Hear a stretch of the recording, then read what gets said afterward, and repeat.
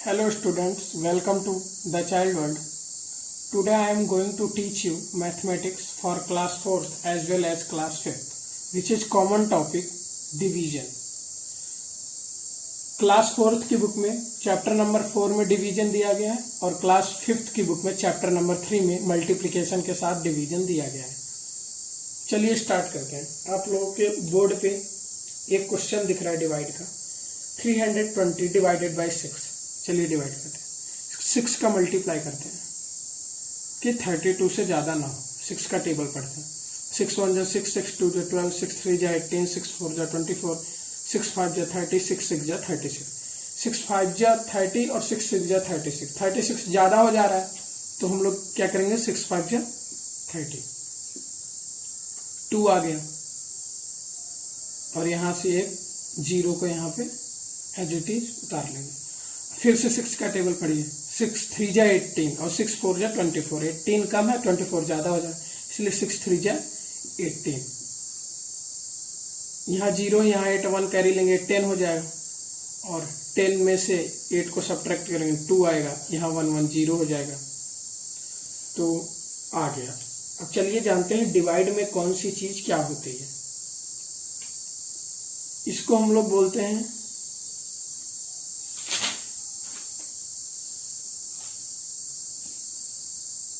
Divisor. इसको हम लोग बोलते हैं डिवाइजर और इसको हम लोग बोलते हैं कोसेंट। इसको हम लोग बोलते हैं डिविडेंड और इसको हम लोग बोलते हैं रिमाइंडर। ठीक है, आइए हिंदी में भी क्या बोलते हैं जान लेते हैं। इसको बोलते हैं भाजक,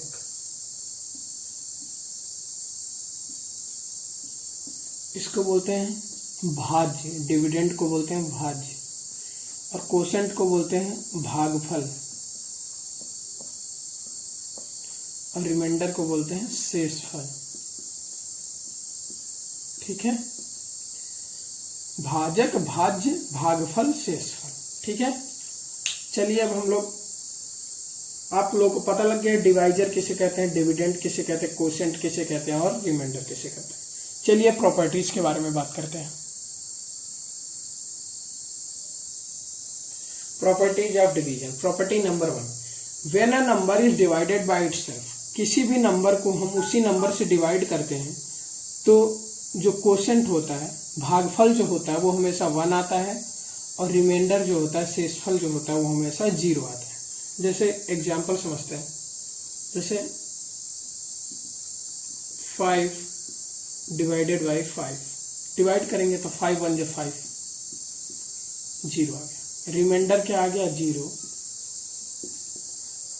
और कोसेंट क्या आ गया, 1। जैसे 315 है, इसको हम लोग डिवाइड करेंगे 315 से, क्या आ जाएगा, 1 जा 315 हो गया, क्या है, रिमाइंडर आ गया 0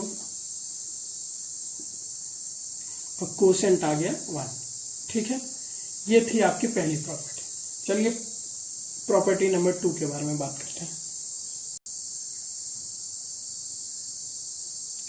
property number 2, when a non zero number is divided by 1, the quotient is the number itself and the remainder is 0।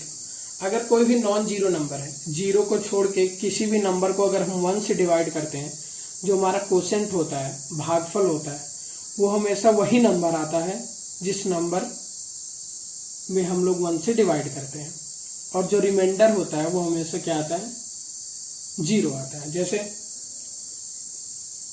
32 है, इसको हम लोग जब 1 से डिवाइड करेंगे तो क्या आएगा, 1 3 जा 3, 0 हो गया। ये 2 को ऐसे एज इट इज लिखेंगे, 1 2 जा 2, तो क्या आया, रिमाइंडर हमारा आ गया 0 और कोसेंट क्या आ गया, 32। तो इसमें क्या होता है, quotient is equal to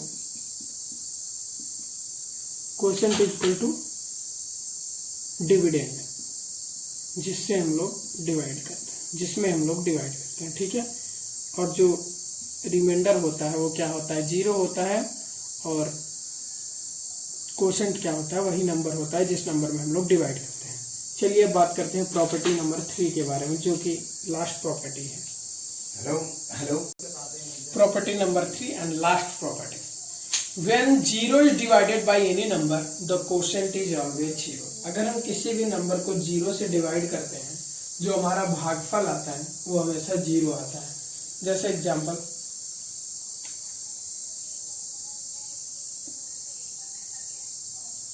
zero 0.42, ये हमेशा 0 होगा।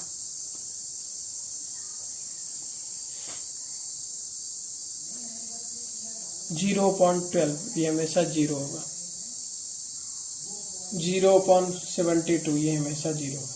बट इन केस अगर ऐसे क्वेश्चन दिया गया 7/0, ये 0 नहीं होगा, इसकी वैल्यू बच्चों इन्फिनिटी हो जाती है। आगे क्लास में आप लोग पढ़ेंगे, इसको हम लोग इन्फिनिटी बोलते हैं, अनंत।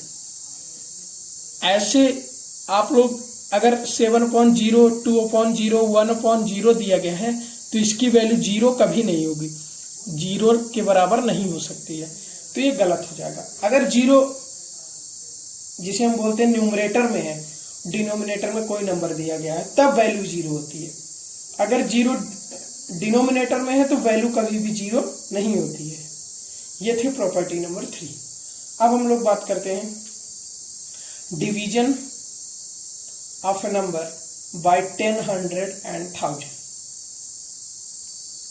चलिए, डिवीजन बाय 10, 100 एंड 1000, ठीक है। चलिए, किसी भी नंबर को हम लोग पहले 10 से डिवाइड करते हैं। जैसे 35 है, इसको हम लोग 10 से डिवाइड करते हैं, ठीक है। तो 10 2 जा 20, 10 3 जा 30, 10 4 जा 40, 10 3 जा जाएगा, 10 3 जा 30, क्या आ गया, रिमाइंडर क्या आ गया, 5 आ गया।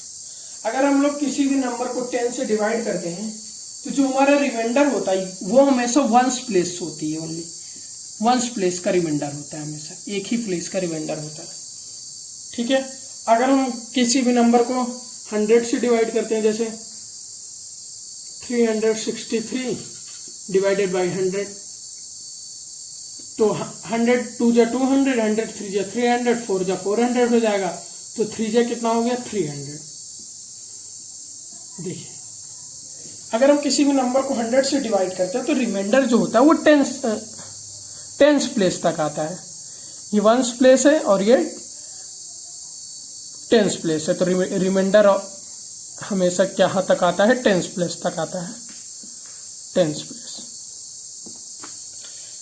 चलिए, एक और एग्जांपल हम लोग देखते हैं। 1000 से किसी भी नंबर को डिवाइड करते हैं, जैसे 4623 है, इसको हम लोग 1000 से डिवाइड करते हैं, तो 2 जा 2000, 4 जा 3 जा 3000, 4 जा 4000 हो जाएगा, और 5 जा 5000 ज़्यादा ही हो जाएगा, इसलिए हमने 4 जा लिया। तो ये 3 हो गया, 2 हो गया, 6 हो गया, 4 4 0। क्या आया रिमाइंडर, वंस प्लेस तक, टेंस प्लेस और 100 प्लेस तक। अगर हम किसी भी नंबर को 1000 से डिवाइड करते हैं तो रिमाइंडर कहाँ तक आता है, 100th प्लेस तक आता है, ठीक है।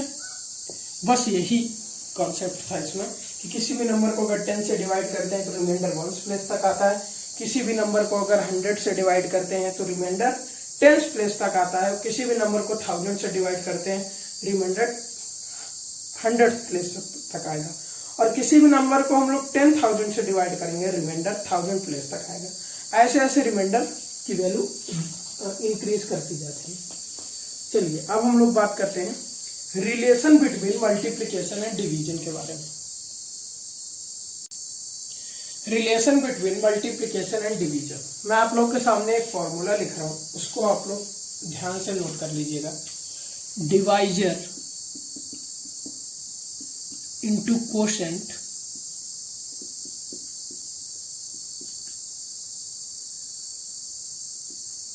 Plus remainder is equal to क्या होता है, डिविडेंड। कहने का मतलब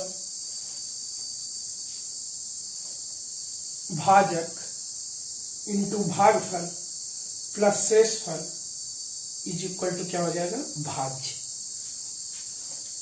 चलिए इसको प्रूफ करते हैं कि ये इक्वल कैसे है। चलिए पहले एक एग्जांपल देखिए, एक डिवाइड का एग्जांपल देखिए आप लोग।